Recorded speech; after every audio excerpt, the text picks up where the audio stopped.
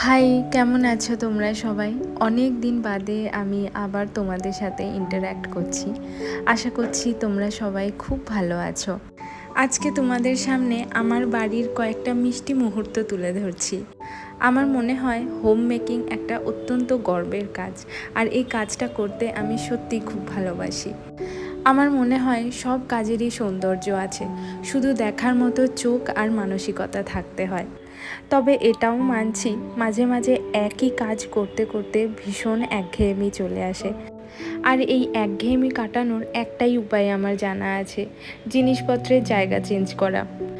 টুকটাক জিনিসপত্র রিঅ্যারেঞ্জ করে রাখলে আবার কিন্তু আমার মুড ভালো হয়ে যায়, কাজ করতে ভালো লাগে। আর এই জায়গাটা যেটা দেখছো, এটা হচ্ছে আমার মোস্ট ফেভারিট কর্নার বাড়ির মধ্যে। তোমাদের কেমন লাগলো জানাতে ভুলো না।